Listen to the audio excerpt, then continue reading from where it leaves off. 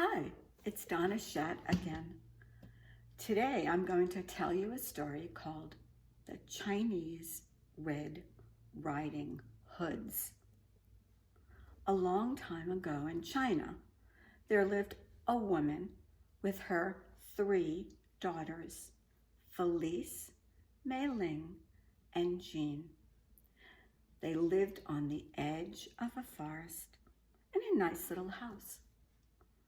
And one day the mother called the daughters to her side and she said, Felice, Mei Ling, Jean, I am going to go out and visit your grandmother, and I won't be back until tomorrow morning. So listen carefully. When I am gone, I want you to close the door and lock it, and do not open it again until I come back tomorrow. Of course, said the girls. Good girls, said their mother, and she kissed each one of them and said goodbye, and they watched as she walked down the road. Well, what the girls and their mother didn't know was that there was a wolf who was nearby, and he had heard exactly what the mother had said to the girls, and he thought to himself, 3 young girls alone? So he dressed himself up as an old woman, and he went to the house and he knocked on the door 3 times. Bang, bang, bang. Felice, Mei Ling, and Jean ran to the door, and Felice lit a candle so they could see who was there. Who's there? Said Felice. Oh, it's me, Grammy, said the wolf. I've come to visit you. What? Said Felice. Our mother just left to go visit you. Oh, said the wolf. We must have taken different roads. I didn't see her. Now let me in. Grammy, said Mei Ling, why is your voice so gravelly? Oh, said the wolf, your poor Grammy has caught a cold. It's freezing out here. Open the door and let me in.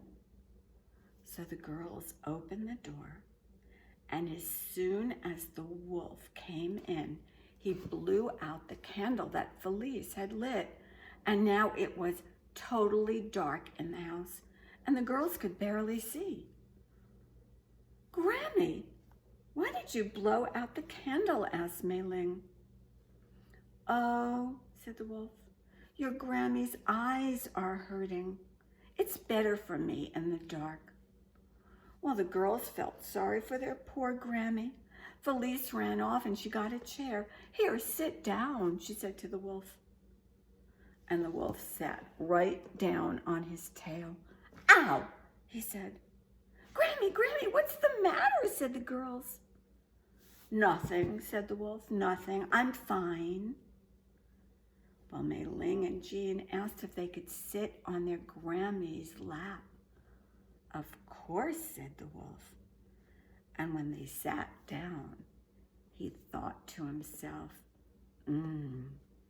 these are nice, plump children. They will be delicious.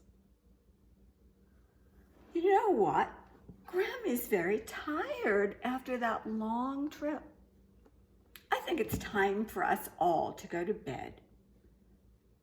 Well, said the girls, can we sleep in the bed with you? Which is what they always did when they were with their Grammy. Of course, said the wolf. And so the girls and the wolf got into the great big bed that was the girls' mother's.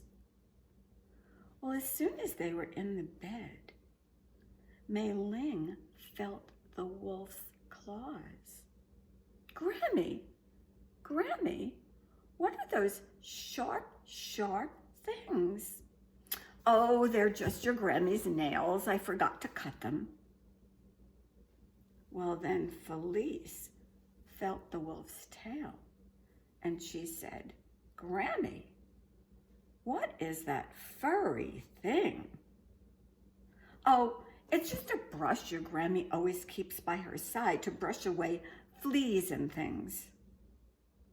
Well, Felice began to think there was something not quite right here. So Felice lit another candle.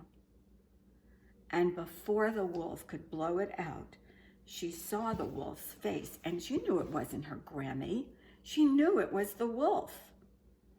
Well, now they were in the dark again because the wolf had blown out the candle, and Felice had to think of something quickly. So she said, Grammy, Jean would like a glass of water. Oh, said the wolf, tell her she can wait until the morning. But Felice pinched Jean, who began to cry. All right, said the wolf, Jean, you can go get a glass of water. And so Jean got out of bed. And Felice said, Mei Ling, you go with her. You help her. So Mei Ling got out too. And now there was only the wolf and Felice. And Felice said, Grammy, I bet you're hungry after your trip. Have you ever had jingo nuts? Jingo nuts, said the wolf. No, what are those? Oh, jingo nuts are magic, said Felice. They are as sweet as the sweetest candy in the world. And they grow in the tree right outside our house. Well, I can't climb a tree, said the wolf. Your Grammy is too old. Oh, said Felice, we can get you some. Good idea, said the wolf. You run and get me some of those jingo nuts and come right back. So Felice left the bed and she found Mei Ling and Jean, and she told them that wasn't their Grammy in the bed, it was the wolf. So the three girls went outside and they climbed to the top of the jingo tree. Meanwhile, the wolf waited and waited and waited. Felice didn't come back. Mei Ling didn't come back. Jean didn't come back. Girls, where are you? He called. Nothing. So the wolf got out of bed and he went outside. And he called, Felice, Mei Ling, Jean, where are you? Oh, we're up here in the jingo tree, they called down. We're eating jingo nuts. Well, throw some down to me, said the wolf. Your Grammy is hungry. Oh, Grammy, said Felice, we can't do that. I forgot that jingo nuts are magic. And the magic only works if you eat them while you're sitting in the tree. Well, I can't climb a tree, said the wolf. Well, let us think, said Felice. I know, said Felice, I have a plan. There's a laundry basket right inside the door of our house, and there's a rope inside it. Bring the laundry basket and the rope out. Tie one end of the rope to the handle of the basket and throw the other end up to me in the tree. And I'll pull you up into the tree and you can eat magic jingo nuts. Well, the greedy wolf ran inside, got the laundry basket with the rope, brought it back to the tree, tied one end to the handle of the laundry basket, threw the other end up to Felice, and Felice grabbed it. And the wolf sat in the basket, and Felice began to pull. She pulled, and she pulled, and she pulled, and when the wolf was about halfway up the tree, Felice coughed, and she went, Oh, Granny, you're just too heavy. and she let go of the rope, and the wolf came crashing down to the ground. "Ow!" said the wolf. "Oh, Grammy, Grammy, I hope you're not hurt," said Felice, Mei Ling, and Jean. "Of course I'm hurt," said the wolf. Oh, Mei Ling said, "Oh, Grammy, don't be upset with us. Get back in the basket and throw up the rope, and Felice and I will pull you up, and this time we'll definitely get you up in the tree." So the wolf sat in the basket. He threw the loose end of the rope up in the tree.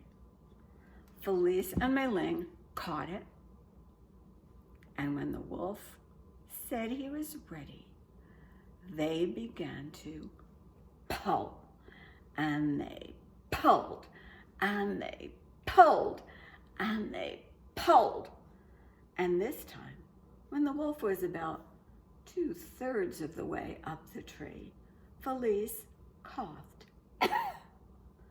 And Felice and Mei Ling said, "Oh, Granny, you're just too heavy." And they let go of the rope, and the wolf came crashing down to the ground. "Ow, ow, ow," he screamed. "Oh, Grammy, are you all right?" said the girls. "No, I'm not all right," said the wolf. "How am I going to get up in the tree now?" "Oh," said Jean, "I'll help this time. Sit back in the basket, throw the loose end of the rope back up in the tree, and the 3 of us will pull you, and this time for sure we'll get you up in the tree." "All right," said the wolf, "but if you don't do it this time, I'm going to bite your heads off."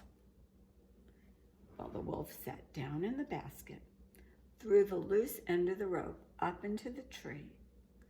Felice, Mei Ling, and Jean all grabbed hold of the rope, and they pulled, and they pulled, and they pulled. And when the wolf was just about high enough to reach the girls, Felice coughed, and all 3 girls said, "Oh, Granny, you're just too heavy." And they let go of the rope, and the wolf came crashing down to the ground. And they didn't hear a sound. "Grammy, are you all right?" said Jean. No word. "Grammy, are you all right?" said Mei Ling. Nothing. "Grammy, are you all right?" said Felice. The girls didn't hear a sound. They climbed out of the tree. They went past the wolf, whose heart had shattered into 1,000 pieces. They went inside their house. They closed the door and locked it, and they didn't open it again until their mother came the next day. And that is the story of the Chinese Red Riding Hoods. Do you think that's like the story we tell of Red Riding Hood? If you don't know that story, ask someone to tell you that one. That's a good story too. I hope you enjoyed it. I enjoyed telling it to you. Hope to see you another time. Bye.